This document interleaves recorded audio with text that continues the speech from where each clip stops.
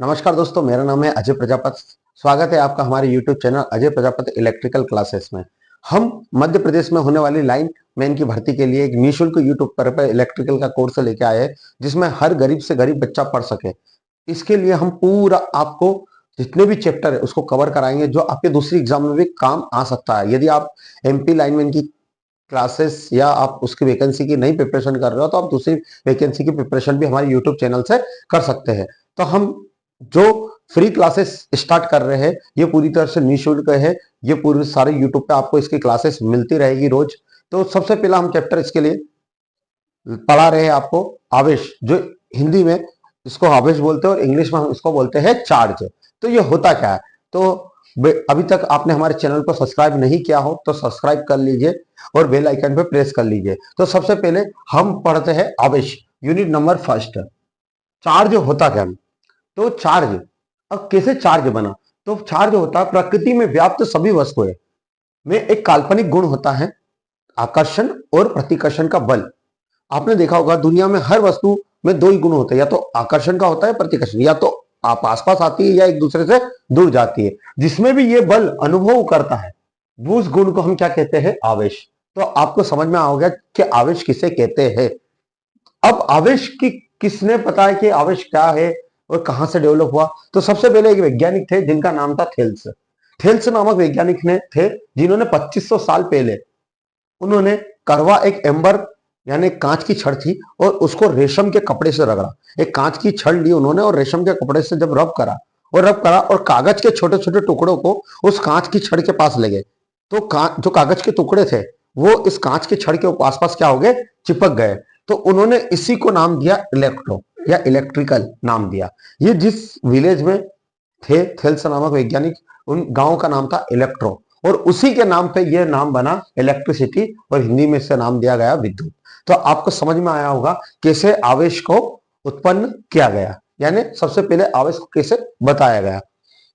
हम इसके आगे बढ़ते हैं।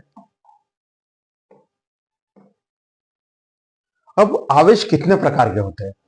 तो आवेश दो प्रकार के होते हैं। तो सबसे पहले आवेश किसने बताया था कितने प्रकार के होते हैं? तो थेल्स नामक वैज्ञानिक ने यह बताया था कि आवेश इस तरह से होते हैं, पर आवेश कितने प्रकार के होते हैं ये नहीं बता पाए थे। तो एक वैज्ञानिक थे जिनका नाम था बेंजामिन फ्रैंकलिन। आपको ध्यान रखना है इस साइंटिस्ट का नाम बेंजामिन फ्रैंकलिन। इन्होंने बताया था कि चार्ज जो आवेश होते हैं वो कितने प्रकार के होते हैं? दो प्रकार के। धनात्मक आवेश पॉजिटिव चार्ज, और दूसरा होता है हमारा नेगेटिव चार्ज। अब पॉजिटिव चार्ज और नेगेटिव चार्ज क्या होते हैं? तो हम आपको पढ़ाते हैं पॉजिटिव चार्ज। सबसे पहले पॉजिटिव चार्ज सभी को पता है, जिसपे कौन सा साइन लगता है? प्लस साइन, प्लस सिंबल लगता है। तो पॉजिटिव चार्ज बोलते किसे? जहां पर इलेक्ट्रॉन की कमी या इलेक्ट्रॉन की अनुपस्थिति दर्शाता है, यानी जहां पर इलेक्ट्रॉन या तो कमी हो या इलेक्ट्रॉन नहीं हो, ऐसी कोई स्थिति दर्शाता है। तो उस पर जो चार्ज आता है वो कौन सा चार्ज आता है? Positive charge. इसे ही कहते हैं पॉजिटिव चार्ज। अब हम पढ़ते हैं नेगेटिव चार्ज क्या होता है। तो नेगेटिव चार्ज क्या होता है? जहां इलेक्ट्रॉन की अधिकता होती है या इलेक्ट्रॉन को बहुत ज्यादा उपलब्धता होती है। यहां पे हम कह सकते हैं कि नेगेटिव चार्ज वहां होगा जहां पर इलेक्ट्रॉन या तो बहुत ज्यादा होंगे या इलेक्ट्रॉन की उपलब्धता होगी। इसी जगह को हम क्या कौन से चार्ज से डिनोट करते हैं? Negative charge. तो आपको समझ में आएगा पॉजिटिव चार्ज और नेगेटिव चार्ज क्या होता है। अब चार्ज को हम कैसे डेवलप कर सकते हैं? तो चार्ज को तीन प्रकार से डेवलप करने की विधियां है। सबसे पहला होता है घर्षण द्वारा, घर्षण जिसको हम इंग्लिश में बोलते हैं फ्रिक्शन। मैं आपको अभी समझाऊंगा क्या होता है। दूसरा होता है चालन, जिसको बोलते हैं कंडक्शन, और तीसरा होता है प्रेरण यानी इंडक्शन। हम आवेश को तीन प्रकार से उत्पन्न कर सकते हैं। आपको आशा करता हूं इतना समझ में आ रहा होगा। यदि समझ में आ रहा है तो वीडियो को लाइक करें और चैनल को सब्सक्राइब जरूर करें। अब हम पढ़ते हैं इसके आगे कि आवेश को किस तरह से उत्पन्न किया जा सकता है। तो सबसे पहले आवेश को उत्पन्न करने की विधियां है घर्षण, जिसको इंग्लिश में बोलते हैं फ्रिक्शन। अब यह विधियां क्या होती है? यह प्रयोग स्थिर विद्युत हेतु प्रयोग किया जाता है। स्टैटिक, जहां पर हम स्थिर विद्युत उत्पन्न करते हैं उस प्रकार में किस प्रकार से आवेश को घर्षण द्वारा उत्पन्न करता है, जहां हम विद्युत को एक जगह से दूसरी जगह तक ले नहीं जा सकते। इसमें क्या होता है? दो वस्तु को आपस में रखा जाता है पास पास में, और पास पास में रखा जाता है और उनको रगड़ा जाता है। जब आपस में दोनों हाथों को हम एग्जाम्पल की तौर पर ले, दोनों हाथों को पास में रखते हैं और आप रगड़ते हैं, तो इनके बीच घर्षण के कारण क्या होता है? हमारे हाथ गर्म हो जाते हैं। तो इसी को बोलते हैं हम कौन सा आवेश, घर्षण द्वारा आवेश उत्पन्न करना। पर हम इसको एक स्थान से दूसरे स्थान तक नहीं ले जा सकते। अब यदि घर्षण आवेश किस प्रकार से पॉजिटिव चार्ज किस पे होगा और नेगेटिव चार्ज किस पे होगा, तो जब हम कांच की छड़ ली और उसको हम रेशम के कपड़े से रगड़ते हैं तो जो कांच की छड़ होती है उसमें पॉजिटिव चार्ज आ जाते हैं और रेशम की छड़ पे नेगेटिव चार्ज आता है। उसी प्रकार यदि आपने बिल्ली की खाल को एबोनाइट की छड़ से रगड़ा, ये एग्जामों में आते हैं कि किस पे पॉजिटिव चार्ज है और किस पे नेगेटिव चार्ज। तो बिल्ली की खाल को आपने एबोनाइट की छड़ से रगड़ा तो बिल्ली की खाल पे पॉजिटिव चार्ज आ जाएंगे, एबोनाइट की छड़ पर नेगेटिव चार्ज। उसी प्रकार यदि कोई ऊनी वस्त्र है, ऊन है, तो उसको हम जब प्लास्टिक से रगड़ते हैं तो जो ऊनी होता है उस पर नेगेटिव चार्ज आ जाते हैं और प्लास्टिक के सॉरी जो ऊन होता है उस पर पॉजिटिव चार्ज आ जाते हैं और जो प्लास्टिक होता है उस पर नेगेटिव चार्ज आ जाते हैं। तो आपको समझ में आएगा घर्षण द्वारा कैसे उत्पन्न चार्ज होता है। चालन द्वारा किस प्रकार से हम आवेश उत्पन्न करते हैं, तो हम इस अभिक्रिया में दो धातु को लेते हैं और उनको परस्पर संपर्क लाने में से उनमें से आवेश का स्थानांतरण एक स्थान से दूसरे स्थान हो जाता है। जैसे हमने देखा होगा बल्ब, आपने बल्ब से आपने तार कनेक्ट करा है और बैटरी कनेक्ट करी है, पर आपने डायरेक्ट यदि बैटरी रख दी और बल्ब रख दिया दूर दूर तो क्या करंट उस पर जाएगा? नहीं, उसके लिए वायर से आपको कनेक्शन करना पड़ेगा। तो बैटरी में से जो करंट निकल के गया है वायर से तो वो बल्ब तक पहुंचा है, तो उसी को बोलते हैं हम कंडक्शन। जब दो आवेश हम दो धातुओं को परस्पर संपर्क कर लाने पर उसमें आवेश का स्थानांतरण यानी आवेश एक स्थान से दूसरे स्थान चले जाए, ऐसा यदि किसी में होता है तो उसको बोलते हैं हम चालन द्वारा घर्षण। तीसरा होता है इंडक्शन, जिसको हम बोलते हैं प्रेरण। प्रेरण क्या होता है? जब दो वस्तुओं को परस्पर संपर्क में बिना लाए हमको आवेश उत्पन्न करना है। जैसे आपने ट्रांसफार्मर देखा होगा, तो ट्रांसफार्मर में क्या होता है, दो प्राइमरी वाइंडिंग होती है और एक सेकेंडरी वाइंडिंग होती है। प्राइमरी और सेकेंडरी वाइंडिंग एक दूसरे से जुड़ी नहीं होती है। तो ऐसी चुंबकीय क्रिया जिसमें एक वस्तु दूसरी वस्तु से बिना संपर्क में आए आवेश को एक स्थान से दूसरे स्थान में ट्रांसफर कर रही है। यानी यहां पर आपने जब सप्लाई दी ट्रांसफार्मर में, पर यहां पर मैग्नेटिक फील्ड बनी यानी करंट बना, आवेश चार्ज फ्लक्स मैग्नेटिक फ्लक्स बनी, पर यह वायर कनेक्ट इससे जुड़ा हुआ क्या नहीं। यह क्या होता है? मैग्नेटिक कपलिंग द्वारा चार्ज को ट्रांसफर करा बिना एक दूसरे संपर्क आए। इस कंडीशन को हम बोलते हैं इंडक्शन या प्रेरण विधि। आपको समझ में आया होगा किस प्रकार से हम तीन विधियों द्वारा आवेश उत्पन्न कर सकते हैं। तो आवेश का और क्या पढ़ सकते हैं हम? तो आवेश का मात्रक होता है। आवेश का मात्रक क्या होता है? तो आवेश का जो मात्रक होता है वो होता है कूलाम, जिसे हम क्यू से डिनोट करते हैं। इसका एसआई मात्रक होता है कूलाम और सीजीएस मात्रक होता है इलेक्ट्रोस्टैटिक यूनिट। आपको दोनों में डिफरेंस पता होना चाहिए, एसआई मात्रक और सीजीएस मात्रक क्या होता है। एसआई मात्रक कूलाम से डिनोट करते हैं और सीजीएस मात्रक इलेक्ट्रोस्टैटिक यूनिट से डिनोट करते हैं। एक कूलाम में कितने इलेक्ट्रोस्टैटिक यूनिट होती है? तो बेटा एक कूलाम में 3 × 10⁹ इलेक्ट्रोस्टैटिक यूनिट होती है, यानी 3 × 10⁹ इलेक्ट्रोस्टैटिक यूनिट होती है। अब हमको यदि एक इलेक्ट्रोस्टैटिक यूनिट में हमको एक कूलाम की वैल्यू बताना है कितने कूलाम होंगे, तो आपको कुछ नहीं करना, सिंपल सा इसमें से आपको कुछ भी नहीं करना है। आपको यहां पर लेना है 10, इस पावर को पूरे को नीचे लाना है और इसको डिवाइड करना है। डिवाइड करोगे तो आपका आंसर ये आएगा। तो ये होगा एक इलेक्ट्रिकल स्टैटिक यूनिट बराबर होता है 3.33 10⁻⁻10 कूलाम। आपको समझ में आया होगा किस प्रकार से ये निकला है। आपको ये डाटा ध्यान में रखना ही पड़ेगा, गवर्नमेंट एग्जाम की प्रिपरेशन कर रहे हो तो आप। आवेश की एक और यूनिट होती है फेराडे। आपको ध्यान रखना है, सबसे स्पेशल केस होता है क्योंकि बच्चा जब भी एग्जाम में क्वेश्चन आता है तो कैपेसिटर की यूनिट लगाता है। कैपेसिटर की यूनिट होता है फेराड और आवेश चार्ज की एक यूनिट होती है जिसे हम बोलते हैं फेराडे। ये बहुत बार एग्जाम में आ चुका है। तो एक फेराडे बराबर होता है 96,500 कूलाम। तो आपको क्लियर हुआ कि हमने चार्ज किस प्रकार से होता है, इसकी एसआई यूनिट क्या होती है और कितने कूलाम होते हैं। अब हम नेक्स्ट पढ़ते हैं इसके आगे कि इससे इलेक्ट्रिसिटी को हम किस प्रकार से और समझ सकते हैं। तो चार्ज का फार्मूला क्या होता है? तो चार्ज का फार्मूला होता है Q बराबर N × E। Q होता है इलेक्ट्रिकल चार्ज, जिसको हम किससे मेजरमेंट करते हैं? कूलाम से। किससे मेजरमेंट करते हैं हम? कूलाम से।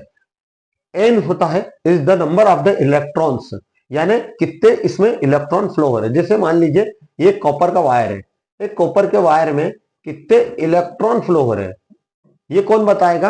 अपना इलेक्ट्रॉन कौन बताएगा? एन बताएगा। ई क्या होता है? एक इलेक्ट्रॉन पे कितना चार्ज है। एक इलेक्ट्रॉन पे जो चार्ज होता है 10 1.6 इंटू 10⁻⁻19 कूलम। आपको ध्यान रखना है, ये आगे भी मैं लिखवा दूंगा आपको कितना होता है। तो ये बात क्लियर हुई आपको कि क्यू चार्ज का फॉर्मूला क्या है, क्यू बराबर एन इंटू ई। इसके कुछ न्यूमेरिकल आते हैं तो आपको एग्जाम में इस फॉर्मूले को रख के सोल्व करना पड़ेगा, और इस ई की वैल्यू आपको हमेशा याद रखनी पड़ेगी। ये माइनस डिनोट करता है इलेक्ट्रॉन का। अब हम इलेक्ट्रिसिटी पे जाते हैं, किस प्रकार से इलेक्ट्रिसिटी डेवलप हुई। तो सबसे पहले हमने अभी पढ़ा कि विद्युत जो इलेक्ट्रिसिटी है, आवेश का स्थानांतरण ही विद्युत का जनक का कारण है, यानी आवेश को ट्रांसफर करने के कारण ही इलेक्ट्रिसिटी डेवलप हुई है, जिसके अंतर्गत गति की प्रकृति पे आधार पर विद्युत को दो भागों में बांटा गया। यानी हमने इलेक्ट्रिसिटी को दो पार्ट में बांटा। हमने अभी देखा घर्षण में स्थिर विद्युत की यूज करी थी, बाकी में तारों में आवेश चल रहे थे। तो सबसे पहला है स्टैटिक इलेक्ट्रिसिटी। स्टैटिक इलेक्ट्रिसिटी को हम बोलते हैं स्थिर विद्युत, और दूसरे को बोलते हैं गतिक विद्युत। स्थिर विद्युत यानी एक तरह से स्टैटिक यानी स्थिर होती है। तो हम सबसे पहले पढ़ते हैं स्टैटिक विद्युत। अब ये होता क्या है, ऐसा विद्युत जो आवेश के रूप में तो रहता है, यानी चार्ज डेवलप होते हैं, पर चार्ज को हम एक जगह से दूसरे जगह तक हम ट्रांसफर नहीं कर सकते। ऐसा कोई चार्ज डेवलप होता है तो उसको हम बोलते हैं स्टैटिक विद्युत। तो इस स्टैटिक विद्युत को हम जब दो पदार्थों को आपस में रगड़ते हैं, जैसे आपने देखा होगा ठंड में आप हाथ को आपस में रफ करते तो गर्म हो जाते हैं, तो ये फ्रिक्शन के द्वारा होता है। पर आप उसको थोड़ी देर रफ करते उसके बाद ऑटोमेटिक क्या होने लग जाता है, आपकी ठंडा होने लग जाता है। तो ये किसके कारण होता है, फ्रिक्शन के कारण। तो जब हम दो पदार्थों को आपस में रगड़ते तो आवेश का आदान प्रदान होता था, किसके कारण होता है, आकर्षण या प्रतिकर्षण गुण के कारण। अब स्थिर विद्युत का उपयोग कहाँ होता है, सर ये क्यों पढ़ा रहे, कहाँ उपयोग होता है। तो इसका उपयोग बेटा हम कंप्यूटर प्रिंटर में करते हैं, प्रिंट स्प्रे में करते हैं, और भूकंप लेखी जो सिस्मोग्राफ होता है उसमें हम इसका यूज करते हैं। तो आपको ध्यान रखना है, विद्युत जो स्टैटिक इलेक्ट्रिसिटी वो तो सभी को पता रहता है कहाँ क्या होता है, स्टैटिक होता है जिनको हम ट्रांसफर नहीं करते, पर इसका यूज कहाँ होता है ये लोगों को पता नहीं होता है। तो इसका यूज कहाँ होता है, कंप्यूटर प्रिंटर में, पेंट स्प्रे में, भूकंप लेखी सिस्मोग्राफी में जो ग्राफ बनता है उसमें स्टैटिक विद्युत का यूज किया जाता है। अब हम पढ़ते हैं गति विद्युत। गतिक विद्युत क्या होता है, तो गतिक विद्युत आपको दिख रहा होगा, नियमित प्रवाह से उत्पन्न होने वाली विद्युत, यानी आवेश को एक स्थान से दूसरे स्थान तक जो ट्रांसफर हो रहा है उस विद्युत को हम कौन सी विद्युत कहते हैं, गतिक विद्युत या डायनेमिक इलेक्ट्रिसिटी। इसके कारण ही आवेश जो निरंतर चल रहे हैं, एक स्थान से दूसरे स्थान तक जा रहे हैं, और यही विद्युत का यूज कर रहे हैं हम, सेल, बैटरी, बल्ब, जितनी भी डायनोमो, ये सभी इसी का उपयोग, अल्टरनेटर, इन सभी का उपयोग करके जो इलेक्ट्रिसिटी हमारा ट्रांसफर हो रही है। अब आगे हम पढ़ते हैं, तो हमको पढ़ना पड़ेगा किस प्रकार से इलेक्ट्रिसिटी चार्ज को भैया कैसे ठोस में फ्लो होगा, लिक्विड में क्या होगा, और गैसों में क्या फर्क पड़ेगा। तो हम पहले समझ लेते हैं ठोस, द्रव और गैस। तो ठोस क्या होता है, पदार्थों का आकार जिसमें क्या होता है, नहीं बदलता। यानी आपने देखा होगा जो ठोस होता है, सॉलिड होता है, उसका साइज चेंज नहीं होता, जैसे लोहा पत्थर। पर द्रव जो होता है उसका आकार नहीं होता। अब लिक्विड का कोई आकार नहीं होता, हम आकार नहीं बता सकते, जिसे जिस पात्र में भरा जाए वो उसी पात्र का आकार ले लेता है, परंतु इसका आयतन निश्चित रहता है। यानी जैसे मैंने बोला आयतन निश्चित सर कैसे रहता है, तो मैंने 1 लीटर पानी लिया, अब उसको बाल्टी में डालूं या ड्रम में डालूं, वो हमेशा 1 लीटर ही रहेगा, तो इसका वॉल्यूम हमेशा क्या रहता है, निश्चित। गैस का ना तो आकार होता है, ना आयतन होता है, ना वॉल्यूम होता है, ना साइज होता है, उसका दोनों निश्चित नहीं होते। इसी कारण इसको, इससे क्या आती है, गंध आती है। इसकी पहचान जो है ना हम गंध से कर सकते हैं। और अगला होता है प्लाज्मा। प्लाज्मा आवेशित और उदासित कणों से बनी होती है। यह एक तरह से गैस होती है जो कि कुल मिलाकर लगभग न्यूट्रल होती है। इसका व्यवहार वो प्रदर्शित करता है। इसका व्यवहार हम प्लाज्मा का अध्ययन करके हम ब्रह्मांड की बहुत सारे गहराई को हम इससे समझ सकते हैं। तो आपको अवस्था समझ में आ गई कि अवस्था कौन कौन सी होती है। अब हम इसके आगे आप बताते हैं पदार्थ की संरचना। तो जो हमारा पदार्थ है, सबसे पहले पदार्थ आया, फिर कण आया, कण से अणु, अणु से परमाणु। तो सबसे छोटा जो होता है परमाणु होता है, जो स्थिर परमाणु भी हो सकता है और हमारा अस्थिर भी हो सकता है। तो हम पदार्थ का परिचय पदार्थ बना देता है।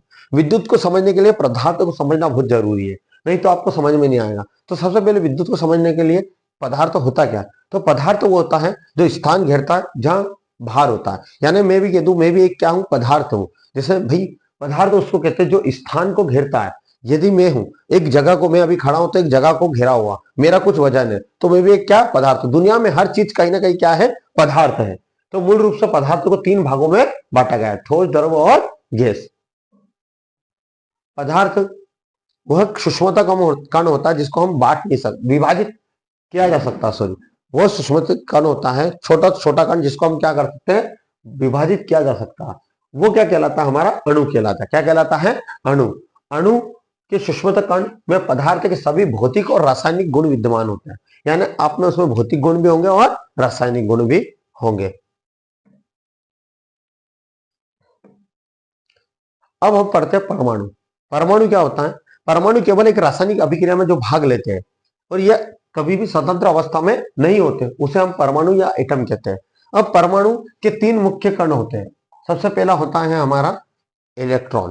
तो ये परमाणु है, इस परमाणु में तीन चीजें होती है। परमाणु के बीच वाले भाग को हम कहते हैं नाभिक। क्या कहते हैं, नाभिक।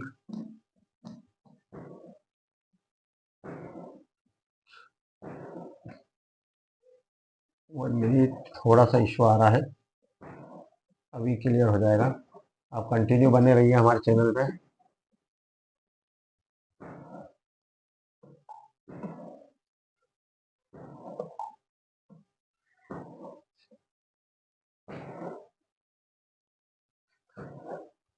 तो आपको मैं बता दूं, जो हमारा परमाणु होता है, परमाणु तीन चीजों से मिलकर बना होता है। इस बीच वाले भाग को हम नाभिक कहते हैं। क्या कहते हैं, नाभिक। और नाभिक के अंदर दो लोग रहते हैं, एक होता है प्रोटॉन और एक होता है न्यूट्रॉन। प्रोटॉन पे प्लस चार्ज होते हैं और न्यूट्रॉन पे जीरो चार्ज होता है। आपको दिख रहा होगा ये जो प्लस प्लस है ये प्रोटॉन है, और जो रेड रेड है वो क्या है, न्यूट्रॉन, जिन पे चार्ज नहीं है। नाभिक के चारों ओर कौन गति करता है, इलेक्ट्रॉन। आपको दिख रहा होगा ये माइनस जो चार्ज है वो कौन दर्शाता है, इलेक्ट्रॉन। तो आपको क्लियर हुआ होगा कि किस प्रकार से हम प्रोटॉन, इलेक्ट्रॉन, न्यूट्रॉन को हम समझ सकते हैं। तो प्रोटॉन क्या होता है, तो प्रोटॉन जो प्लस चार्ज होता है, किसी एटम का जो प्लस चार्ज होता है उसको हम प्रोटॉन कहते हैं। प्रोटॉन मूल कण जो नाभिक के अंदर स्थित होता है। मैंने बताया था नाभिक के अंदर दो होते हैं, एक प्रोटॉन होता है, न्यूट्रॉन। प्रोटॉन का जो आवेश है, आपको ये चीजें ध्यान रखनी होगी कि इनके चार्ज क्या होते हैं। तो प्रोटॉन का जो आवेश होता है वो प्लस में होता है 1.6 इंटू 10 टू पावर -19 कूलाम होता है। जो प्रोटॉन का आवेश होता है 1.6 इंटू 10 टू पावर -19 कूलाम होता है। प्रोटॉन का द्रव्यमान यानी जो इसका वजन है वो इलेक्ट्रॉन के द्रव्यमान का लगभग कितना गुना ज्यादा होता है, 1840। यदि आपने प्रोटॉन और एक इलेक्ट्रॉन रखा है तो इलेक्ट्रॉन से प्रोटॉन कितना गुना ज्यादा होगा, 1840 गुना ज्यादा होगा। प्रोटॉन का द्रव्यमान कितना होना चाहिए, तो ये प्रोटॉन का द्रव्यमान होता है 1.673 इंटू 10 टू पावर -27 केजी होता है। तो आपको ये डाटा नोट कर लीजिए, कहीं पे नोट्स बना लीजिए, ये बहुत काम आएगा। जो परमाणु है, परमाणु में जो प्रोटॉन को सर्वप्रथम गोल्ड स्टीन ने देखा था। किसने देखा था, गोल्ड स्टीन। गोल्ड स्टीन एक साइंटिस्ट है, उन्होंने देखा था, वो भी किसके रूप में, H+ आयन के रूप में देखा था। परंतु इसका जो नामकरण दिया वो रदरफोर्ड ने दिया था। तो आपको क्लियर होगा, जो एग्जाम में आता है कि प्रोटॉन की खोज किसने की, तो प्रोटॉन की खोज की थी गोल्ड स्टीन ने। किसने की थी, गोल्ड स्टीन। पर जो नामकरण दिया था वो किसने दिया था, रदरफोर्ड ने। तो आपको क्लियर हुआ होगा ये सारी चीजें। तो न्यूट्रॉन, अब हम पढ़ते हैं न्यूट्रॉन। न्यूट्रॉन नाभिक के अंदर ही होता है, ये एक उदासीन कण होता है, इस पे कोई चार्ज नहीं होता, यानी इसका चार्ज जीरो होता है। पर याद रखिएगा, जो परमाणु में सबसे भारी जो कण होता है वो न्यूट्रॉन होता है। कौन सा होता है, न्यूट्रॉन। न्यूट्रॉन का जो वजन होता है प्रोटॉन के द्रव्यमान का लगभग सेम होता है, 1.67 इंटू 10 टू पावर -27 केजी। तो आपको यह ध्यान रखना है कि न्यूट्रॉन का जो द्रव्यमान है प्रोटॉन के लगभग समान होता है। न्यूट्रॉन की जो खोज की थी वो जेम्स चैडविक ने की थी। तो आपको क्लियर हुआ होगा, अब वीडियो रोक के भी उतार सकते हो। इलेक्ट्रॉन, अब इलेक्ट्रॉन क्या होता है, तो इलेक्ट्रॉन क्या होता है, इलेक्ट्रॉन एक नेगेटिव चार्ज होता है, ऋणात्मक कण होता है, जो नाभिक के चारों तरफ गति करता है, घूमता है। इसका जो चार्ज होता है -1.6 into 10 to the power -19 coulomb होता है। ये माइनस चार्ज ये दर्शाता है कि ये कौन सा चार्ज है, कौन सा नेगेटिव चार्ज है, इलेक्ट्रॉन है। इसका जो द्रव्यमान होता है वो 9.1 इंटू 10 टू पावर 3 केजी होता है। ये इसको आप सुधार लीजिएगा, 10 की पावर 3 केजी होता है। ये परमाणु के चारों ओर जो घूमता है, दीर्घवृत्तीय कक्षा में चक्कर लगाता है। मैंने बताया आपको कि जो नाभिक होता है उस नाभिक के चारों ओर कौन घूमते हैं? इलेक्ट्रॉन। तो इलेक्ट्रॉन जो घूमते हैं वो चपटी आकार में घूमते हैं, तो इसको बोलते हैं दीर्घवृत्तीय कक्षा में घूमते हैं। इलेक्ट्रॉन नाभिक के चारों ओर क्यों घूमते हैं? एग्जाम में आए तो इनके अंदर, इनके चारों ओर एक बल लगता है, उसको बोलते हैं अपकेंद्री बल। अपकेंद्री बल उपस्थित होने के कारण ये नाभिक के चारों ओर क्या करते हैं? गति करते हैं। आपने देखा होगा सूर्य के आसपास भी बहुत सारे ग्रह गति करते हैं, आपने सुना होगा, तो वो अपकेंद्रीय बल ही उन पर लगता है, इसी कारण वो उसके चारों ओर क्या करते हैं? गति करते हैं। और ये तीनों कणों में से सबसे हल्का कण होता है। तो आपको हमारी वीडियो पसंद आई होगी, थैंक यू। आपको हमारे चैनल से कुछ सीखने को मिल रहा है तो आप इसे शेयर करिए, ऐसे लोगों तक पहुंचाइए जो लोग कहीं ना कहीं एजुकेशन से वंचित रह जाते हैं। यदि उन्हें भी सरकारी एग्जाम की तैयारी करनी है और वो नहीं पढ़ पा रहे हैं, कुछ पे आउट करने के बाद भी उनके पास ऐसा नहीं है कि भैया ना ऐसा कंटेंट मिल पा रहा देने के बाद, तो हमारा निःशुल्क कंटेंट यूट्यूब पे आपको हमेशा मिलता रहेगा। Thank you so much. जय हिंद, जय भारत।